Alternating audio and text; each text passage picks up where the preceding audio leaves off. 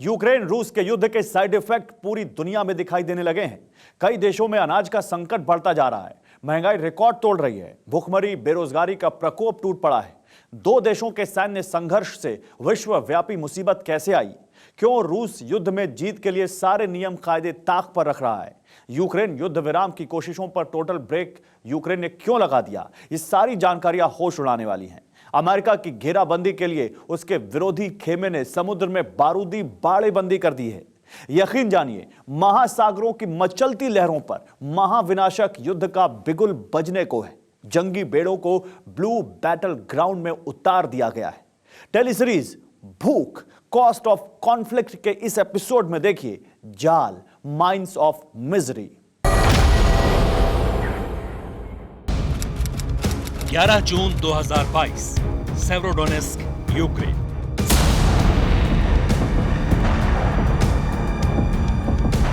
रूस ने यहां पूरी ताकत झोंक रखी है।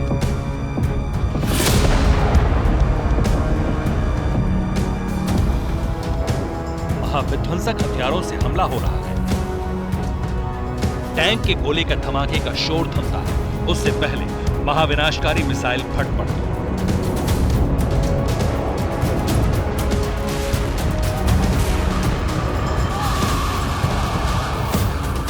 सेवरोडोनेस्क का जर्रा जर्रा रूसी फोर्स के हमले से थर्रा रहा है, मगर पूरा जोर लगाकर भी रूस सेवरोडोनेस्क पर कब्जे से बहुत दूर है। कुछ इलाकों में रूसी ग्राउंड फोर्स की मौजूदगी भले ही दिखे, मगर कंट्रोल यूक्रेन फोर्स के पास है। जमीनी लड़ाई में यूक्रेन फोर्स भारी पड़ रही है, जिससे मजबूर होकर रूस मिसाइलों की बौछार कर रहा है।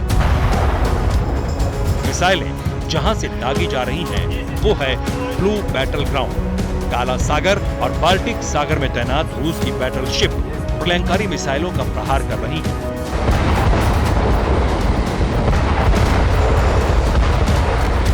समंदर में यूक्रेन फोर्स कुछ खास दमदार नहीं। यूक्रेन की नेवी रूस के आगे कहीं भी नहीं टिकती, लेकिन मित्र राष्ट्रों से मिले हथियारों के इस्तेमाल से यूक्रेन तगड़ा पलटवार कर रहा है।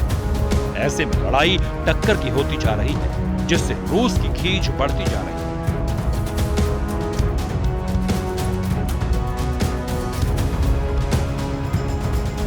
आरोप तो ये लग रहे हैं कि रूस उस हथियार को यूक्रेन पर आजमा रहा है, जिससे कभी न्यूक्लियर वॉरशिप को बर्बाद किया जाता था।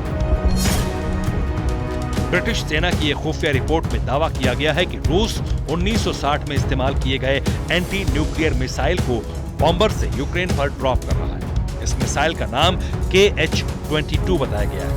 ये anti ship nuclear missile 5.5 tonne विस्फोटक से लैस रहती है। ब्रिटिश रिपोर्ट में रत्ती भर सच है तो ये भयावह जानकारी साबित है, क्योंकि इसे एक तरह से लिमिटेड न्यूक्लियर अटैक ही माना जाए।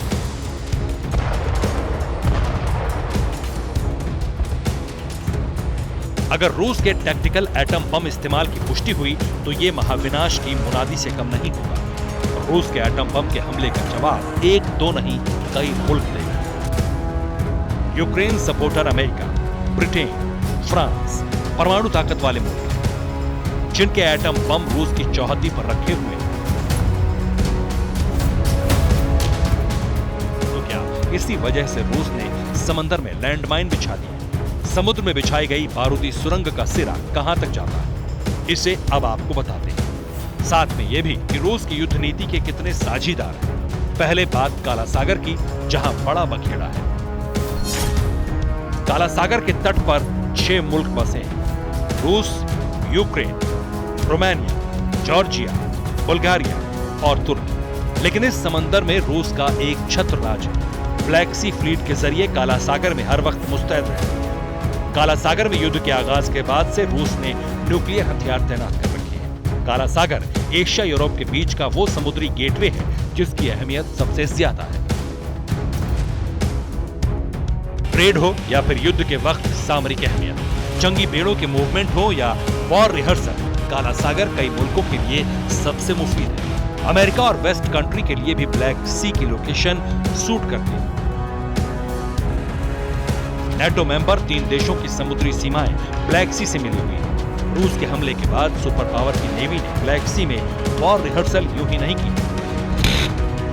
10 मई को हुई वॉर ड्रिल में अमेरिकी नेवी के साथ रोमानियन नेवल फोर्स भी थी। ये अमेरिका के ट्रोजन प्रिंट एक्सरसाइज का हिस्सा था। जिसमें अमेरिका 15 देशों के साथ ज्वाइंट ऑपरेशन कर रहा है। जाहिर है रूस ने काला सागर में जितनी तैयारी की है, अमेरिका उससे एक कदम भी पीछे नहीं। अमेरिकी नौसेना का मुकाबला फिलहाल तो दुनिया की किसी भी नेवल फोर्स के बस की बात भी नहीं। ऐसे में रूस यूक्रेन युद्ध से बढ़ रहे दुनिया भर के संकट बड़े विनाशकारी युद्ध की आहट दे रहे हैं। काला सागर की बंदरगाहों पर रूस ने बड़ी विध्वंसक मोर्चेबंदी की है, जिसकी एक एक डिटेल बहुत सनसनीखेज है।